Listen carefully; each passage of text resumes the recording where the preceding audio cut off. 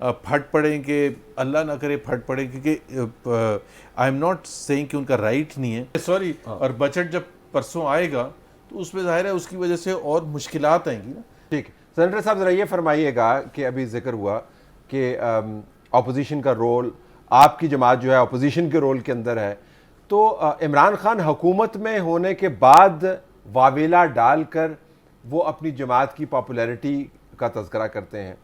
आप मुसलसल अपोजिशन के अंदर होने के बावजूद वो सेंटिमेंट कैप्चर क्यों नहीं कर पाती अपोजिशन इमरान खान के अलावा, जिसका जिक्र यहाँ पर स्टूडियो के अंदर हो रहा है? जी देखें तलत साहब, जो सेंटिमेंट जो अपोजिशन का रोल है वो तो आपको इल्म है कि मैं गुज़श्ता 4 साल से सेनेट के अंदर हूँ और 3.5 साल जो पीटीआई हुकूमत के इक़दामात थे मैं उसके ख़िलाफ़ खड़ा रहा और उसूल की बुनियाद पर, लॉजिक की बुनियाद पर मैंने उसकी मुखालफत की। खा वो FATF के बिल हैं जिसमें अल्ट्रा कॉन्स्टिट्यूशन लेजिस्लेशन हुई है, against the interest of Pakistan legislation हुई है, खा वो आर्मी चीफ का एक्सटेंशन हो, खा वो नाम नहाद खुद मुख्तारी हो स्टेट बैंक का, या IMF के दीगर शराइत को मानना हो, तो मैं उसके मुकाबले में खड़ा रहा हूँ। और बाज़ औक़ात तो ऐसा भी हुआ है कि सेनेट ऑफ पाकिस्तान में जहाँ अपोजिशन अक्सरियत में थी, अगर वो हकीकी अपोजिशन होती तो किसी सूरत में भी इमरान खान PTI लेजिस्लेशन नहीं कर सकती। बस एहतराम भाई, छोटी सी इंटरवेंशन अगर आप लेने इजाज़त दें, ये तमाम मामला FATF,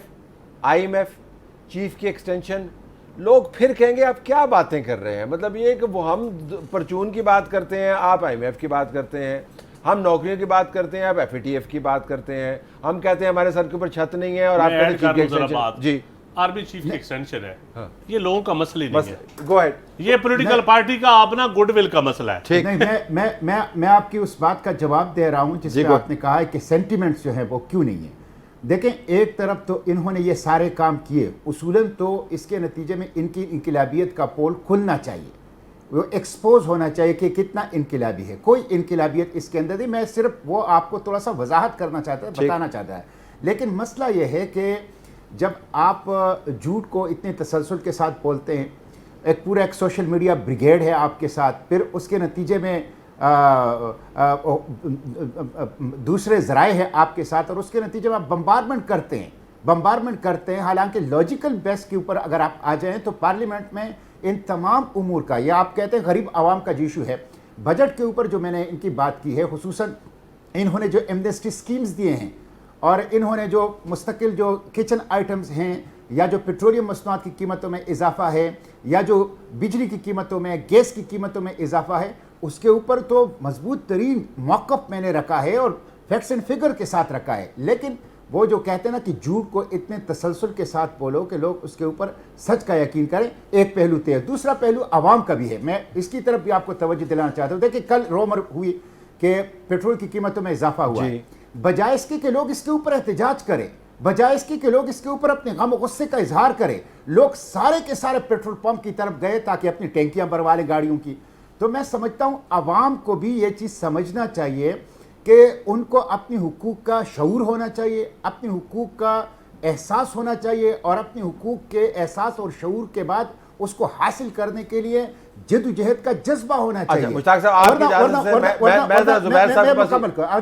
वरना सूरत यार ये होगी कि लोग ये कहेंगे कि लोग इस चीज़ के अंदर चॉइस करेंगे, अब लोग इस चीज़ के अंदर चॉइस करेंगे कि या वो रिफॉर्म चाहते हैं या वो जूते मारने वालों की तादाद में इजाफा चाहते हैं। तो मैं समझता हूं लोगों को रिफॉर्म्स की तरफ जाना चाहिए, ना कि इस तरफ जाना चाहिए कि हम जूते मारने वालों की तादाद में हमारे लिए इजाफा कर दो। जुबैर साहब, तो ये है कि इशराफिया को पता चल गया है कि अवाम के साथ आप कुछ भी करें वो खामोश है। बहुत बड़ा हवा बना हुआ था जी कि आपने इतनी पेट्रोलियम की मसनूआत की कीमतें, सब्सिडी आपने हटा देनी है। पहला हुआ कुछ नहीं हुआ, कुछ भी नहीं। फिर आपने कहा अच्छा चले ठीक है जी, दूसरा भी कर देते हैं। तो गुजारिश ये है कि कहीं ना कहीं आके पैमाना सब्र का लबरेज हो जाएगा। आप you are taking too many chances. इन्होंने हजूम का जिक्र किया कि अवाम के अंदर अब अगर शऊर उस तरह का नहीं है, मुनज़्ज़म शऊर, तो गुस्सा बहुत ज़्यादा, ये फट पड़ेंगे। नहीं, वो एंगर तो है, लेकिन सम होती है पाकिस्तान में इन रिसेंट ईयर्स। पहले तो एकदम से मूवमेंट आती थी जब सोशल मीडिया भी नहीं था, इलेक्ट्रॉनिक मीडिया इस तरह से नहीं था। भुट्टो साहब का आप केस देख लें या अयूब खान के खिलाफ देखें, अयूब खान के खिलाफ चीनी महंगी हुई थी और पूरा मुल्क बाहर आ गया था, and it just spread like wild fire. अभी रिसेंट मेमोरी पता नहीं क्या है, और उसका कुछ लोग तो ये कहते हैं कि जिस तरह अगर जब अभी तो हमारी हुकूमत को 1.5 महीने 2 महीने भी नहीं हुए, तो हम ये तो नहीं कह सकते कि लोग बड़े सेटिस्फाइड हैं हमारी पॉलिसीज़ की वजह से इसलिए घर पर बैठे हुए। पीटीआई भी यही कहता था कि जी वो सेटिस्फाइड है, इतने नाराज़ नहीं है जितने ऑपोजिशन या मीडिया उसको प्रोजेक्ट करता है। अब जाहिर सी बात है नाराज़गी तो होगी जब आपके इनकम लेवल्स नीचे जा रहे हैं और महंगाई ऊपर जा रही है। अभी इस वक्त रिकॉर्ड सतह पर है महंगाई, तो ये तो नहीं हो सकता कि सेटिस्फैक्शन लेवल हो लोगों का।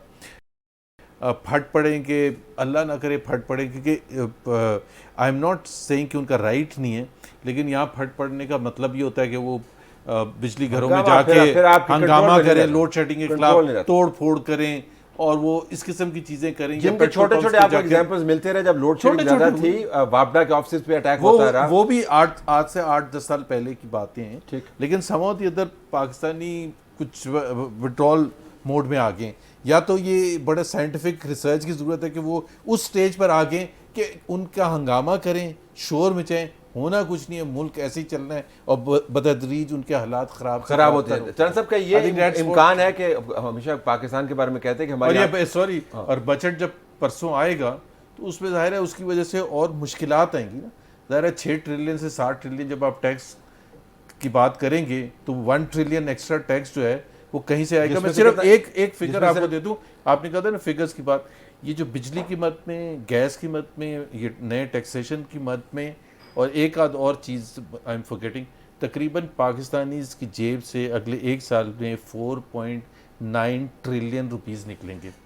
जाहिर है जब आप कह रहे हैं बिजली की कीमत बढ़ेगी, पेट्रोल की कीमत बढ़ेगी, टैक्स लोगों के पैसे जा रहे हैं, तो 5 ट्रिलियन के करीब लोगों की जेबों से जाएंगे तो लोगों पर असर तो होगा। और 5.1 ट्रिलियन वो रकम है जो डिफेंस एक्सपेंडिचर और डेट सर्विसिंग को मिलाकर हमें चाहिए।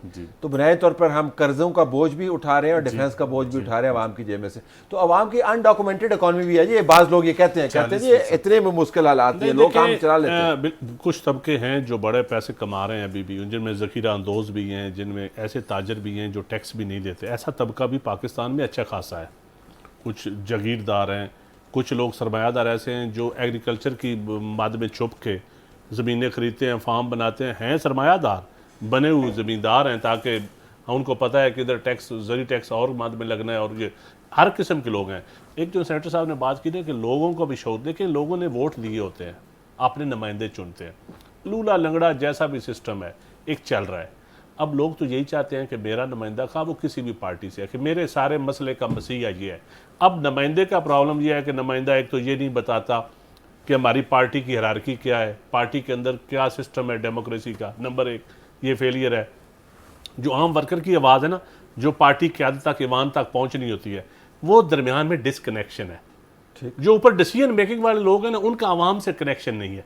वो घुस बैठी हर पार्टी के अपने माशी टीम है, टाइयां लगा के, परफ्यूम लगा के, ठा करके जब इक़्तिदार आती है तो अस्सलाम वालेकुम। हर पार्टी के टेक्नोक्रेट वो सेम है, हर पार्टी के। देखिए मैं जब वकार मसूद साहब तजिया निकाल, इशफाक साहब, अब मैं नाम बहुत सारे लोग हैं। इशरत हुसैन ने किताबें मुशर्रफ दौर में लिखी, अमल दरामद आके छपवाई के दौर में, किताब मुशर्रफ के दौर में लिखी, तारीफ शहबाज शरीफ की, काबीना इमरान खान की। क्या तसलसल है ये। अब इसका आवाम से क्या तल्लुक है? अब एक तो ये फ्रॉड है। अब ये देखें, दूसरा पार्लियामेंट, लोग कहते हैं पार्लियामेंट है। अब पार्लियामेंट ये कहते हैं जी, वज़ीर आज़म साहब भी कहते हैं, लीडर हमें चलने नहीं दिया रहा। भाई कौन नहीं चलने देता आपको?